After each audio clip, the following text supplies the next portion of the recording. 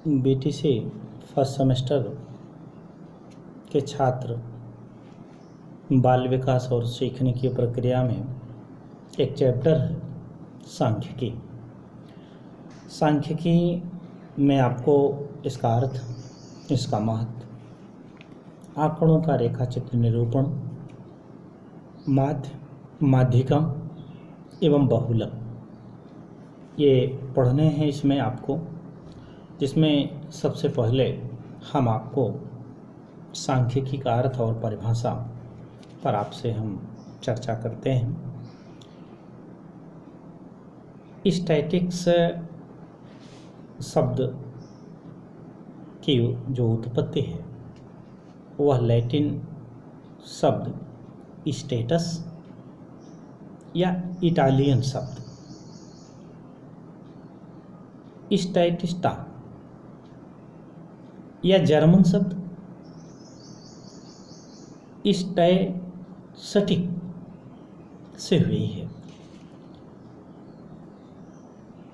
ये हमारे प्राचीन काल में भी इसका प्रचलन था। तो प्राचीन काल में इस सांख्यिकी का जो उपयोग था वो जैसे आज हम आप अपनी आयु की निकालते हैं, तो उसी समय इसका जो उपयोग था, यानी प्राचीन काल में हमारे देश में इस सांख्यिकी का उपयोग दो चीज़ों में होता था। एक आयु के लिए तथा लिंग पर आधारित जो जनसंख्या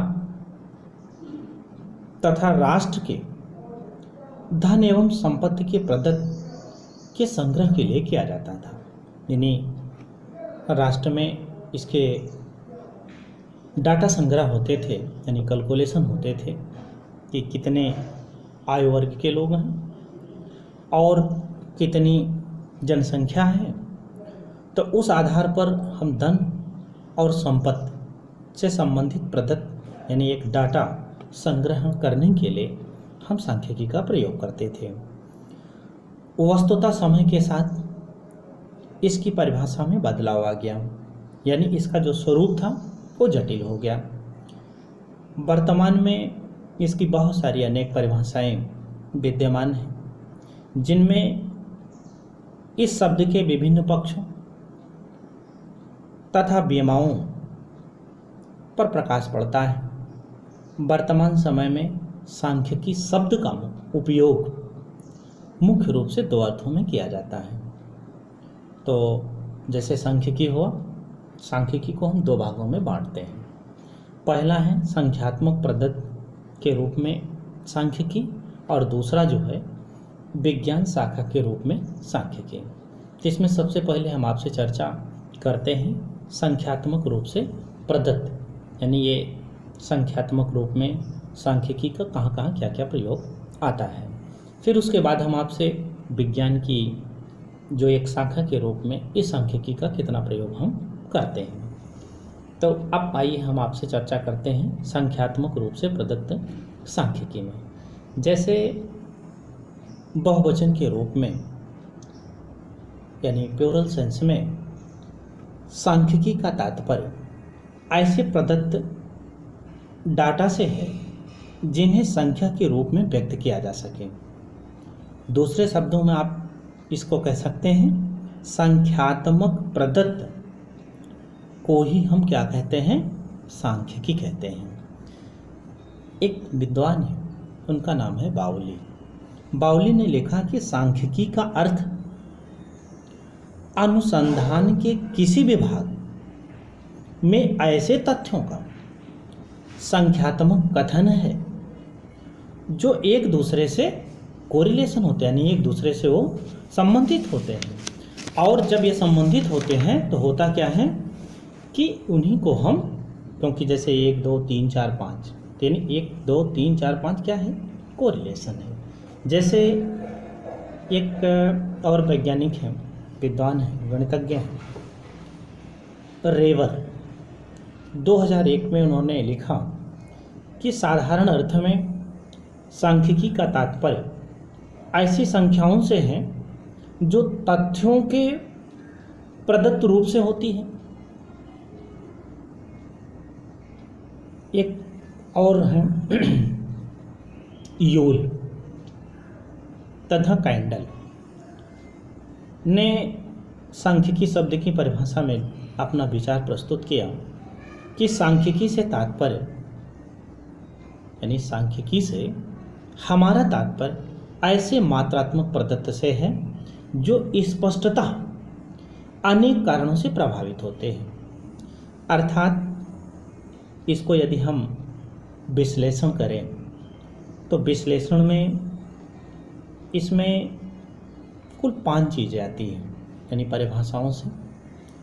जैसे विश्लेषण बीच में आप लिखते हैं, फिर इसके 3 यानी 5 पार्ट में हम बांटते हैं। पहला बहुवचन अर्थ में, दूसरा संख्यात्मक पद्धति में, तीसरा कारणों की बहुलता में, तीसरा तथ्यों की चौथा तथ्यों की समाविष्ट में, और 5वां शुद्धता का परिगणन या आकलन जिसको कहते हैं। आइए अब हम आप बहुवचन के अर्थ में सांख्यिकी का कैसे उपयोग करेंगे। जैसे बहुवचन का मतलब आप जानते हैं कि किसी भी चीज़ को 2 से अधिक वही बहुवचन होता है।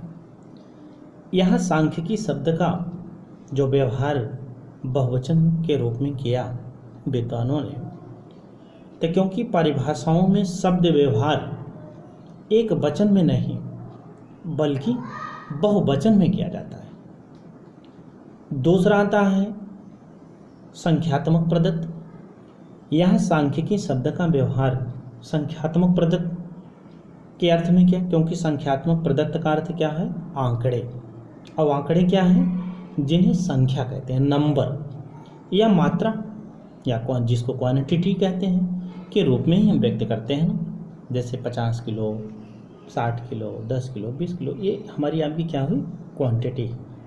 अब नंबर में आते हैं तो 10, 20, 50, 100 ये हमारे आपकी क्या हो गए, नंबर हो गए। तीसरा आता है कारणों की बहुलता। कारणों की बहुलता का मतलब इसको विशेष रूप से यूल और कैंडल विद्वानों ने इस कारणों की बहुलता पर बल दिया है। उनके अनुसार सांख्यिकी की वह विशेष रूप से समाजशास्त्र, अर्थशास्त्र तथा व्यापार संगठन के विषय में देखी जाती है। यानी जैसे भी हम समाज में आप देखें तो बहुत सारे कारण होते हैं, चाहे सामाजिक अपराध के रूप में, चाहे सामाजिक विघटन के रूप में, या सामाजिक गतिविधियों के रूप में। और जैसे अर्थशास्त्र का मतलब इकोनॉमिक यानी अर्थव्यवस्था में हमको प्रयोग करना होता है, और व्यापार संगठन यानी जो व्यापारी वर्ग होता है बिना सांख्यिकी के वो अपना व्यापार नहीं कर सकता। यानी ये 3 कारण मुख्य रूप से इसको यूल और कैंडल ने व्यक्त किया था। चौथा आता है तथ्यों की समाविष्ट। इसमें सांख्यिकी के संबंध में जो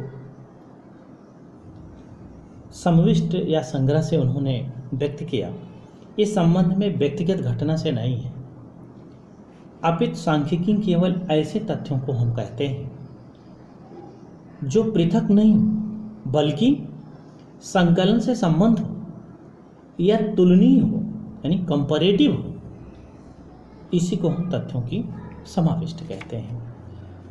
अगला आता है शुद्धता। शुद्धता का आकलन या परिगणन या जो भी कह लें आप, सांख्यिकी की एक विशेषता रही है कि इसके द्वारा प्रदत्त आंकड़े की शुद्धता का आकलन संभव हो। विशेष रूप से मैकनेमक 1962 में सांख्यिकी की इस विशेषता पर बहुत बल दिया। उनके अनुसार प्राचाल में जितनी शुद्धता होती है उतनी शुद्धता सांख्यिकी में संभव नहीं होती है। ये हमारा सांख्यिकी की पहली चीज हुई, यानी संख्यात्मक प्रदत्त रूप में सांख्यिकी का उपयोग। दूसरा आता है कि विज्ञान की एक शाखा के रूप में सांख्यिकी का क्या प्रयोग होता है। तो सबसे पहले तो हम आप विज्ञान की शाखा के रूप में सांख्यिकी को समझें, तो क्योंकि एक विज्ञान की शाखा के रूप में सांख्यिकी का जो उपयोग है एक वचन के अर्थ में किया जाता है। अनेक विद्वानों ने इसकी भी परिभाषाएं दी हैं। एक परिभाषा है लोबिन की। तो लोबिन ने लिखा कि सांख्यिकी वह विज्ञान है जो घटना का विवरण, व्याख्या एवं तुलना के लिए संख्यात्मक तथ्यों का वर्गीकरण या सारणियन का हम अध्ययन करते हैं। दूसरी परिभाषा रेबर की है। रेबर ने कहा कि सामान्य रूप से सांख्यिकी शुद्ध एवं व्यवहारिक गणित की एक शाखा है जो प्रदत्त संग्रह, वर्गीकरण करने तथा विश्लेषण के में संबंध रखती है। अगर इन परिभाषाओं के आधार पर इसको भी हम विश्लेषण करते हैं तो इसमें भी 5 चीज़ें आती हैं। एक वचन के अर्थ में, उसमें आपको संख्यात्मक में बहुवचन था, इसमें एक वचन। दूसरा विज्ञान की शाखा, तो उसमें संख्या प्रदत्त थी, तो इसमें विज्ञान की शाखा, यानी जैसे आपने लिखा विज्ञान की एक शाखा के रूप में सांख्यिकी का महत्व या सांख्यिकी का क्या रोल है, तो उसके आपने 5 पार्ट कर दिया। तो एक वचन में, विज्ञान की शाखा में, संख्यात्मक प्रदत्त में और प्रदत्त संग्रह, और लास्ट में आपने वर्गीकरण कर दिया। अब एक वचन के अर्थ में आप यूँ समझें कि स्मरण रहना चाहिए कि पहले अर्थ में सांख्यिकी जो शब्द का जो व्यवहार है वो बहुवचन में किया गया है। इसकी व्याख्या भी मैंने आपको थोड़ी देर पहले बताई। विज्ञान की एक शाखा में, तो विज्ञान की शाखा अनेक होती हैं जिनमें शुद्ध विज्ञान या मौलिक विज्ञान और कुछ व्यवहारिक विज्ञान होते हैं। संख्यात्मक प्रदत्त में इसका संबंध विज्ञान या गणित की उस शाखा के अंतर्गत मानते हैं। ऐसे आंकड़ों से संबंध किया जाता है जिसकी मात्रा के रूप में व्यक्त करना संभव रहता है। प्रदत्त संग्रह, सांख्यिकी का संबंध ऐसे तथ्यों या ऐसे डाटा से है जिससे संबंधित होते हैं जिसका तुलनात्मक अध्ययन संभव होता है। 5वां है वर्गीकरण। सांख्यिकी के अंतर्गत संख्यात्मक प्रदत्त केवल संग्रह नहीं बल्कि उन विभिन्न वर्गों या श्रेणियों में विभाजित करते हैं। जैसे आपको कुछ आंकड़े बताते हैं, जैसे जनसंख्या के संबंध में प्राप्त आंकड़ों के लिंग, यानी कितने पुरुष कितने महिला, उनकी कितनी आय है, कौन एजुकेटेड है कितने एजुकेटेड नहीं है। इस आधार पर विभिन्न वर्गों में हम विभाजित करके इसको देख सकते हैं।